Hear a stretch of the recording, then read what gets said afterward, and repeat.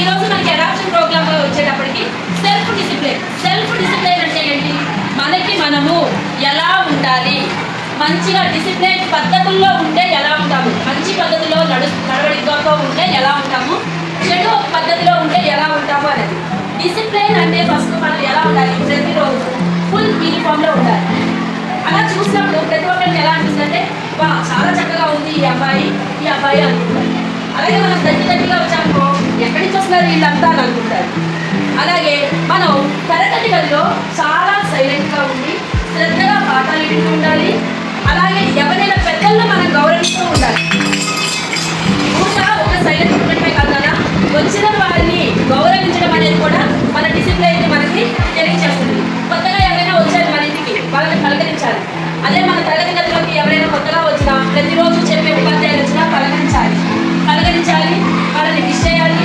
అలాగే చెప్పిన పాఠాన్ని శ్రద్ధగా వింటూ మనం నేర్చుకున్నాము అంటే ముందడుగులో ముందుకెళ్తాం. మీకు ఒక చిన్న స్టోరీ చెప్తాను దీని గురించి.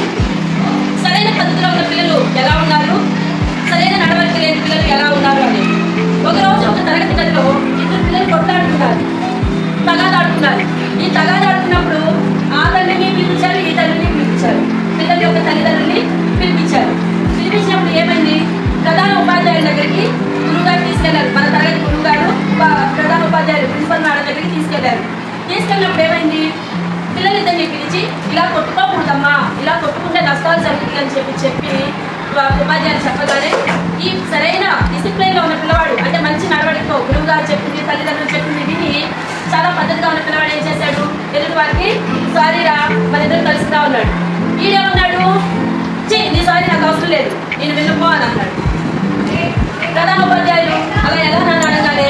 ఈ యొక్క తండ్రేమో మంచి పిల్లవాడి తండ్రేమో మా బాబు చేసిన క్షమించండి, అలా జరగకుండా నేను చూసుకుంటాను.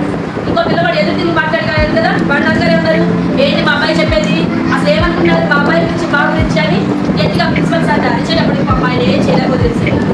కొంతకాలం ఇలా గడిచిపోయింది. వాడికి ఒక 22 ఏళ్ళు 23 ఏళ్ళు వచ్చాయి. ఈ ఏజ్ వచ్చినప్పుడు ఈ శ్రద్ధగా చదువుకున్న విద్యార్థి అక్కడ గురువుగారు నడుచుకుంటూ వెళ్తున్నారు. ఎదురొచ్చి గురువుగారు నేను పలానా తరగతిలో మీ స్కూల్లో ఉన్నానండి, నమస్కారం అండి, నేను ఇప్పుడు ఒక మంచి ఉద్యోగంలో ఉన్నాను, ప్రభుత్వ ఉద్యోగంలో, మీకు ఏదైనా సహాయం కావాలని నాకు చేస్తాను గురువుగారు.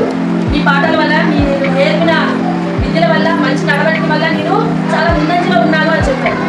ఈరోజు అటు నుంచి ఇంకొక విద్యార్థి, ఎప్పుడైతే గొడవ పడ్డ విద్యార్థి ఉన్నాడో వాడు గబగబా వచ్చింది, గురువుగారు నన్ను క్షమించండి, చిన్నతనంగా నేను చేసిన తప్పు వల్ల మీరు నాకు మందలిచ్చిన మీ మాటకు వెళ్ళకుండా మా నాన్నగారు మీరు అలా చేశారు, దానివల్ల నేను ఏ పని పాట లేకుండా రోడ్లు చిమ్ముకుంటా బతుకున్నానయ్యా, నన్ను క్షమించండి గురువు గారు అని అన్నారు. దీనివల్ల నష్టం ఎలా జరిగింది? సరైన పద్ధతిలో లేకపోయేటప్పటికి ఒక పిల్లవాడు పాడైపోయాడు, ఒక పిల్లవాడు చాలా చక్కగా నేర్చుకున్నాడు. అవునా? ఈ రోజు నుంచి మీరందరూ తరగతి గదిలో సరైన పద్ధతిలో ఉండాలి. డిసిప్లైన్ అంటే సరైన పద్ధతి. క్లాస్ రూమ్లో మనం నడిచి వెళ్ళేటప్పుడు ఒక వరుసలో వెళ్ళాలి. అలాగే ప్రతిరోజు ఫుల్ యూనిఫామ్లో ఉండాలి. ఎందుకు? మనందరం సమానం అనే దానికే ఆ యొక్క యూనిఫామ్ గుర్తు. షూతో సహా ఉండాలి. ఓకేనా?